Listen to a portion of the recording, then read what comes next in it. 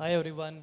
Hope you're having the fun here now. I think we are fortunate enough to have all three big brands, or you can say legacy. I think we were having a discussion. They said it's not legacy. We are also in a startup world now.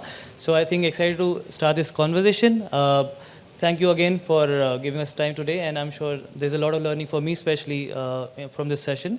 To start with, I think all of three brands, a lot of trust with the customers, and I think there's a journey from digital transformation, right? So maybe we can start discussion with how the journey was. How did you take the first step? How did you move to the digital transformation? And what are the challenges or opportunities there? So maybe Saurabh, if we can start with you. Yeah, hi. Good evening, everyone. I think we were having a discussion earlier that we wouldn't like to call ourselves legacy brands. Um, we are all working with a startup mindset within the organizations as well. But coming to a question, in terms of the digital transformation, we have all, as our esteemed panelists were, speaking earlier also, that uh, after COVID or during COVID, there has been tectonic shift in how consumers have gone or adopted digital. You know, we have always been speaking, okay, there will be a slow transition, consumers will slowly adopt, they will come online, etc. But during COVID, it has accelerated multifold, right? And most organizations have also realized that they need to be where their consumers are. And I think in that journey, we are, as a brand, also trying to leapfrog and not have that incremental approach in ensuring that we have a very seamless omni-channel experience, build that experience for consumers. And one of the challenge for us as a brand is that most of our consumers traditionally have been buying offline through our physical channels. So the bigger problem to solve is how do we combine, how do we integrate, how do we assimilate, physical touch and feel experiences delivered at our stores. And sometimes these stores are multi-brand stores or stores which are controlled by our partners. How do we blend that experience with a very digital experience? So that's where our focus is right now. Sure. I think another important aspect is the trust factor, because all your companies, brands are maybe 30 years, 20 years old, and people are trusting on you, whether buying offline, online, tier 2, 3. So maybe I'll take Mr. Ram's opinion on that how was the journey and keeping everything in alignment with the customer requirements. Thanks for having me here. So thanks for organizers who has arranged, and also thanks for the participants who will be hearing me. So when we are talking about the brands from where they have moved, actually the transformation was happening. It's not new for any organization. So when we are talking about the digital transformation, actually we have started the digital transformation, coined this in the year 2016 and 17, and then we have started. But it got accelerated during the pandemic. So it is a mandate for every organization. Okay, so the practices are being concentrated, and then it is more focused on bringing the digital transformation.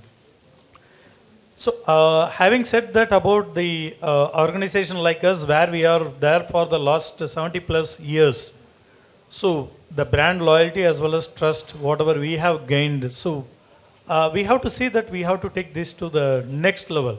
We have to accelerate. So, as an accelerated vehicle, the digital practices is going to support us and facilitate us. That's what we are doing now.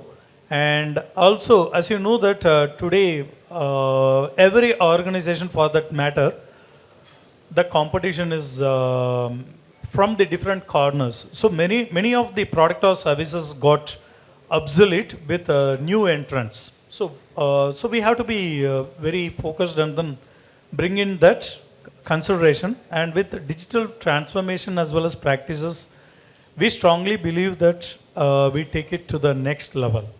So that way, already, although we have the trust as well as brand loyalty, that we are aiming for with the high ambition of taking to the next level. So that, as you say, that our motto is, our ambition is to bring in innovation in every walks of life of the customers. So we are aiming that through digital transformation, whether it is a process, service, or products. In 360-degree, we are aiming to bring that. Awesome. Antariksh, I think we spoke earlier. So your app is a perfect combination of mixing both older brands, new brands. Tata has acquired new brands, and I'm sure Tata is part of everyone's life sitting in the audience and us also. So how did the transformation happen, adding all the brands together, creating a super app for India? So how was the experience? We as Tata Neu or as a super app, we do not believe in the word transformation. What we wanted to provide customers are experience. You can buy anything from my app, from salt to a watch to a Tata car, anything, and now you can book flights for those of you who haven't tried. I'll give an example which is very close to my heart, and my CEO and MD said it sometime. If you want to do a wedding, please book it through Tata Neu. Why? Because you can book your hotels, book your flights, book your jewelry, you can get your watches, you can get your gifts, and you can get your clothes. All these are Tata brands. The additional thing which you are going to get every time is those new points every time you are going to get, and it becomes a virtuous cycle where you vie for the next buy. This is not only good for customer, that he remains in one single trusted ecosystem. This is also good for us that we can provide at each and every value customer, at each and every stage of value to customer. So Tata is always digital.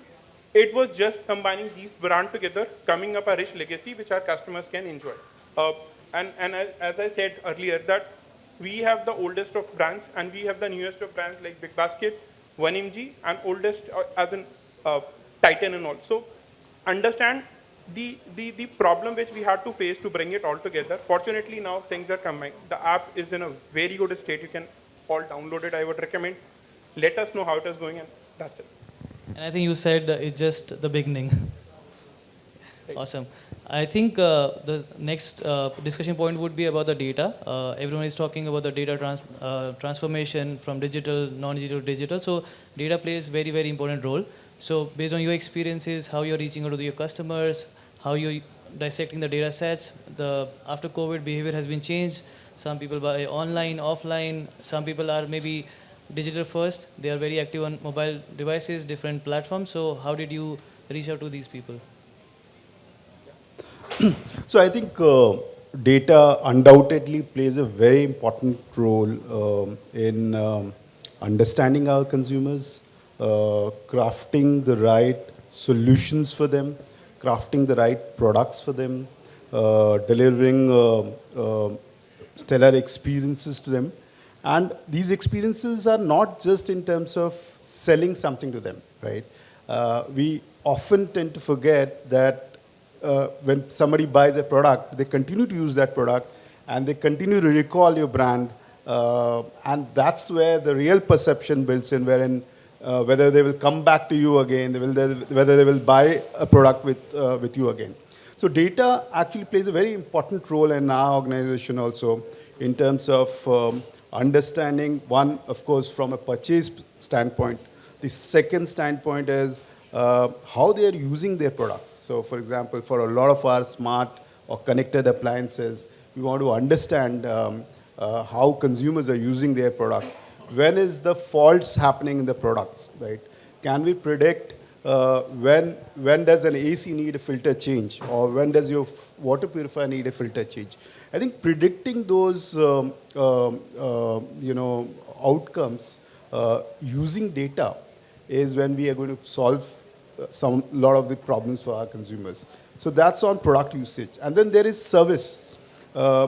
Service again is a very big pain point for a lot of consumers when they use products from any industry, right? And if we are able to use data to solve those pain points of consumers, create an auto ticket when consumer needs a service, or when there's AC needs cleaning, and that's where we're using data not just for cross-sell, upsell engagement, but also to solve a lot of these pain points of consumers in terms of after-sales service or product usage or product malfunction and so on. Sure. So you want to add anything on this? Absolutely. So, data was being used for long ago, and mostly those days, data was focused more on bringing only focused on the sales.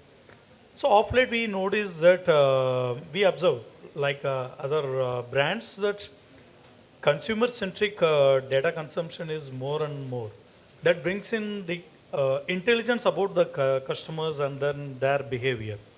So that way, this data is not only sales focused, but also the set of data, whatever that every brand that they are capturing today, it is about the consumer behavior as well as about the product, as well as about the product features, and also it also brings in what is the expectation of the consumer. Being a brand in the last 70 years, we are also taking up many such sort of things to understand about what consumer is expecting out of us, which means that this is prevailing. It's not new, but of course, it is more concentrated and more variety of data being today consumed, and it is at the micro level. Earlier we used to have it at the macro level. Now it is at the micro level and more centric about the customer. Earlier it was product centric. Now it is more centric towards the customer. And of course, there are various experimentations are happening, not only our brands, even other brands. And the entire enterprise architecture is built around this customer-centric data, which is an intelligence.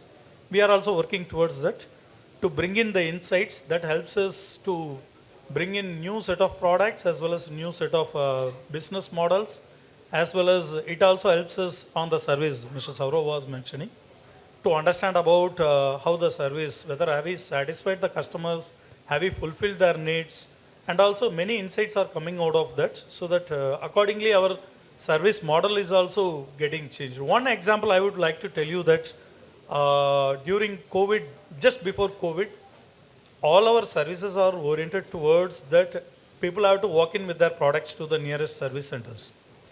So what has made us to change that model to let us go to the home? So during COVID, people cannot come out. So we used to bring in the vans to do the service.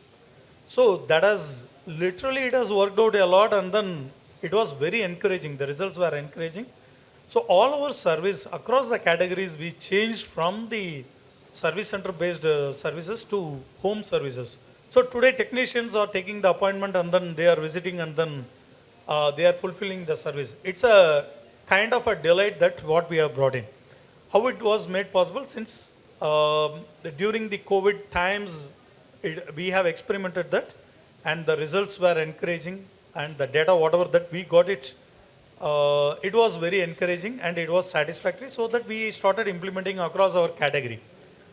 So it is not only on towards sales, it includes service as well as product innovations, and also the back-end activities. Of course, data is very important for back-end activities, supply chain, distribution. It is a 360 degree for any organization.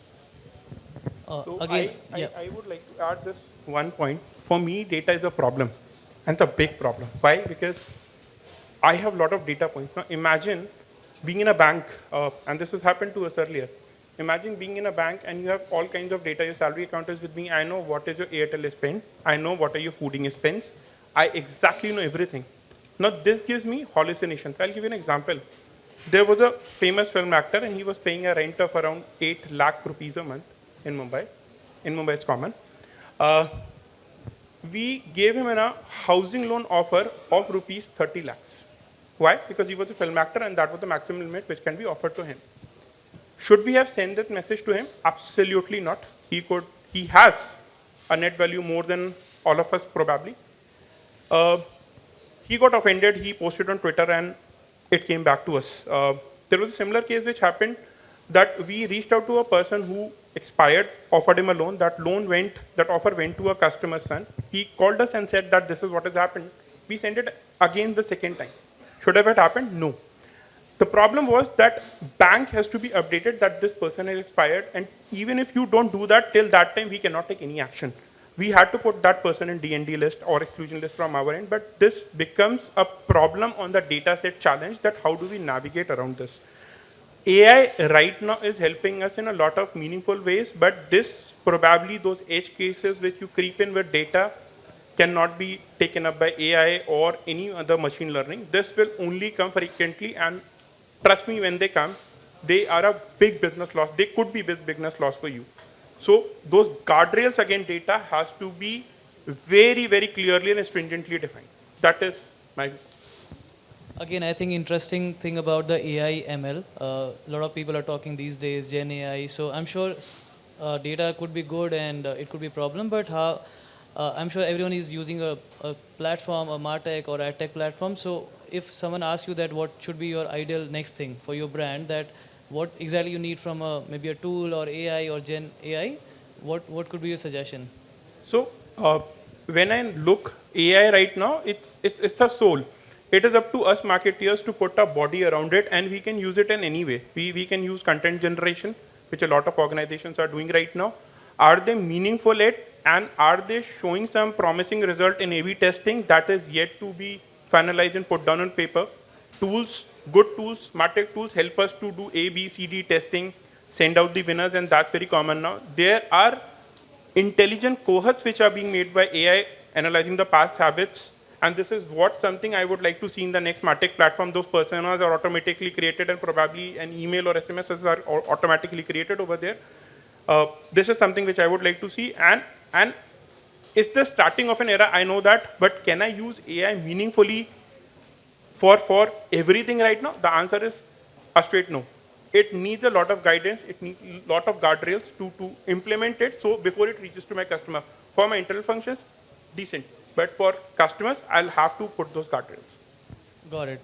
So you want to add any on this? Yeah, of course. Today, the most spoken jargon or terminology in the world is about the Gen AI, ML. Okay. Although it has created a revolution in the last 1 year.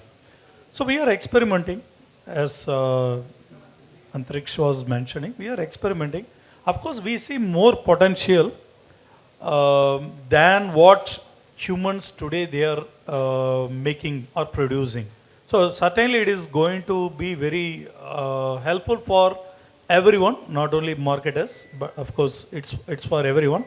And it is for the organization how to make use of this in a highly productive manner. That is for the organizations. How they are going to evolve out of it, that's for the organization as well as for the users. And second thing is there are many, many more guardrails, governance, as well as compliances we have to consider. Since as we are getting with the DPDPA, so we have to see that we have a very robust mechanisms as well as governance practices are put into case, since today the data is going to be available everywhere.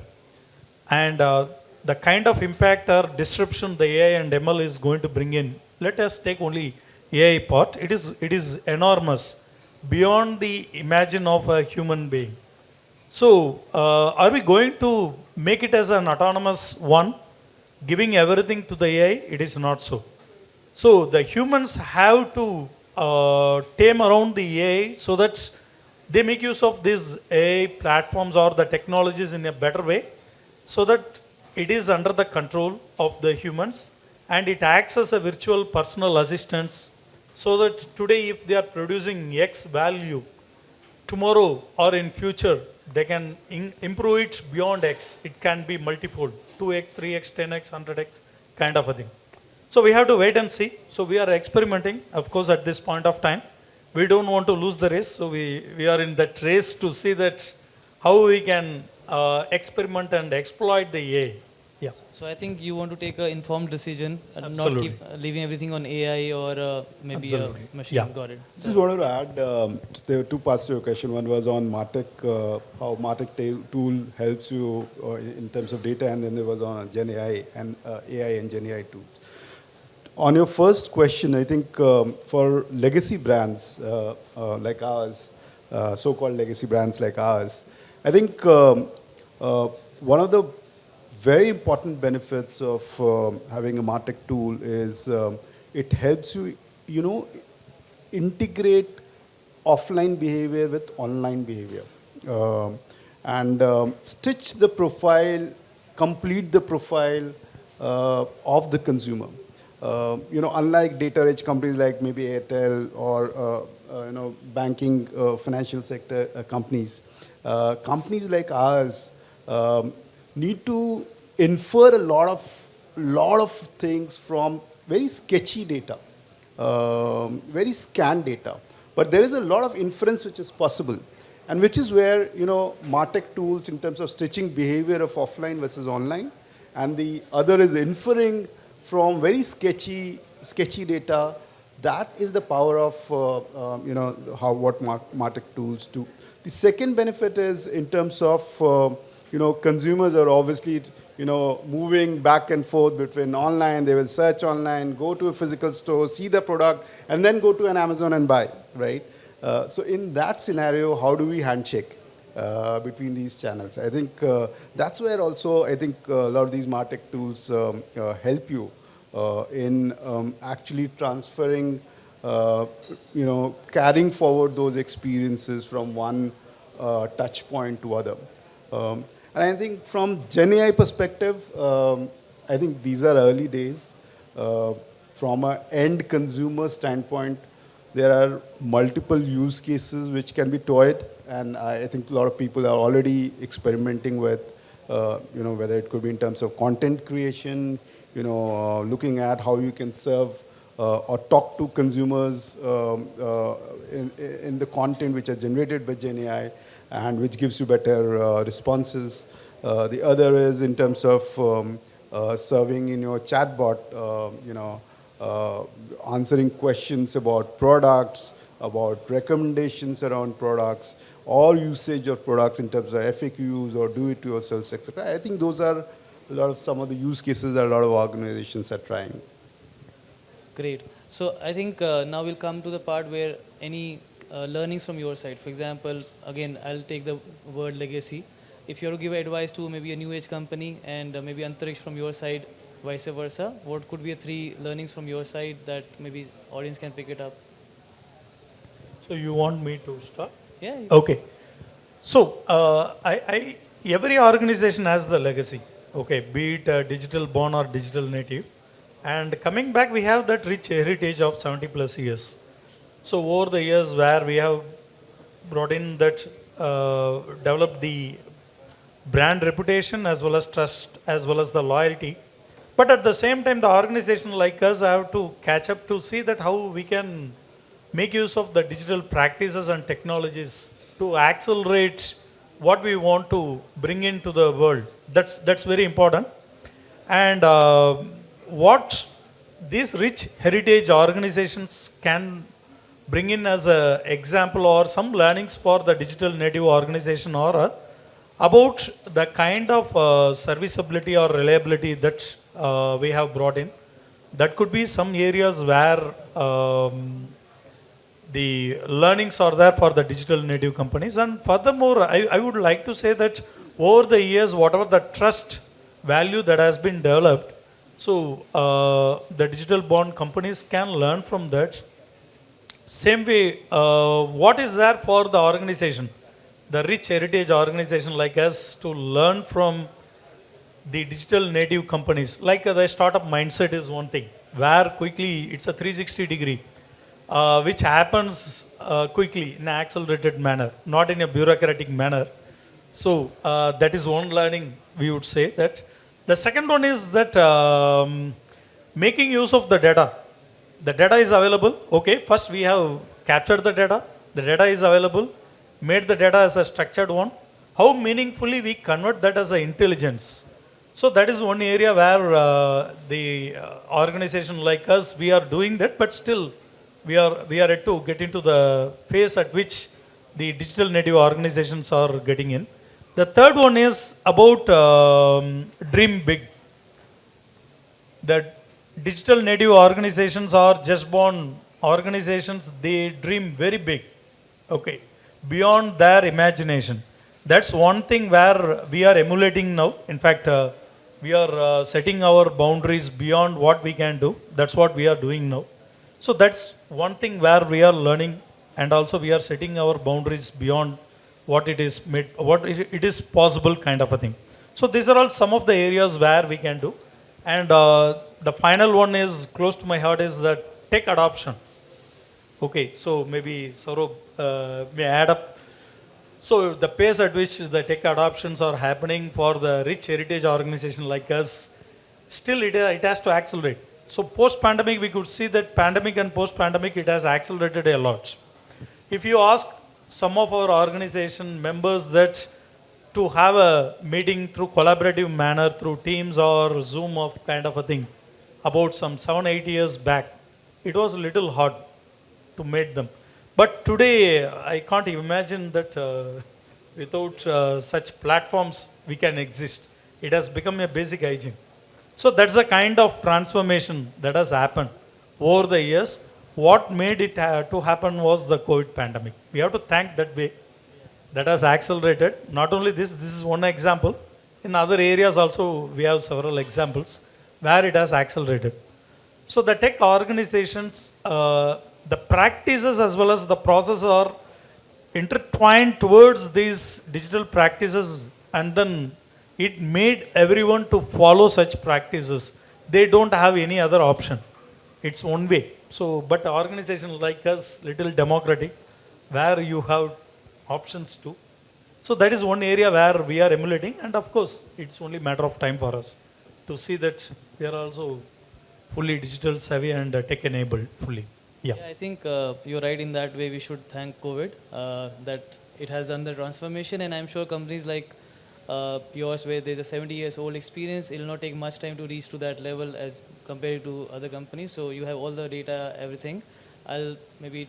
Yeah. I'll start this with a story. A story of Zakshit Desai, who was founder of Titan, and I think everyone knows him. He was the first one to move to quartz crystal in the watches. And everyone questioned him, leadership, everyone. He had just one simple ask when anyone used to question. He used to say, we are doing this for customer because the end product which we'll get out of will be relatively cheaper what you are getting right now. It will be faster, it will be accurate, and hence we are doing this. And this remains, I think, a core competency of Tata. This remains a core competency of our founding father, Jamshedji Tata, that we have customer in the center of that wheel, whatever we do. It could be digital, phygital, physical stores, anything. And that is how we build things up from ground up. Just to my experience, what we did is to map our customer journey everywhere. It was not a normal customer journey that if you drop, I'll send you an SMS or something like that.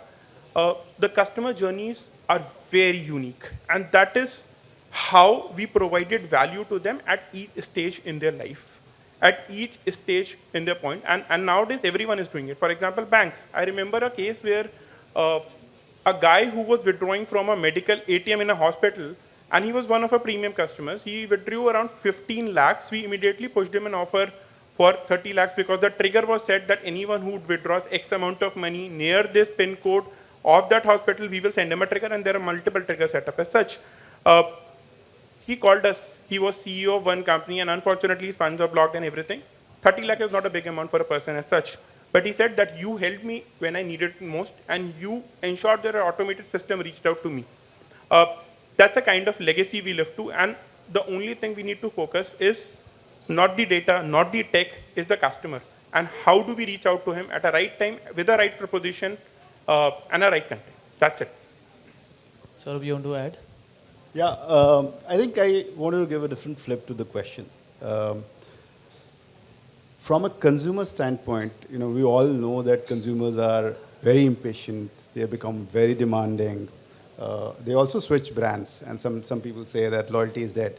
However, contrarian to this, I think because there is huge amount of choice paradox, there is so much of choice, there are so many smartphones, there are so many products, it's so difficult for consumers to make a choice, right? That's the choice paradox. What is happening is that, contrary to this notion that consumers are impatient, they switch brands very quickly, the consumers also value meaningful conversations and long-term relationships. If we are able to deliver, if technology, data, intelligence on using data is equips you to deliver value for your consumers, they in turn are going to value that and reward you with repeat purchases and long-term relationships. I think that's where we need to focus on. How do we use data? How do we use technology to solve real problems of consumers? Find those problems, solve those problems. And the good news is that even for brands like ours, non-digital native brands, it's become technology and data and AI and other tools have equipped us to catch up very fast. In fact, leapfrog and shorten the gap very, very quickly. Awesome. So I think maybe one or two takeaways, customer-centric, long-term relationships, and maybe start using the data and innovate as per the customer requirements. So again, thank you everyone. Thanks Antariksh, thanks Mr. Ram, and thanks Saurabh for joining us today. It was great interaction. They're still around. If any questions, please feel free and let us know. Thank you again.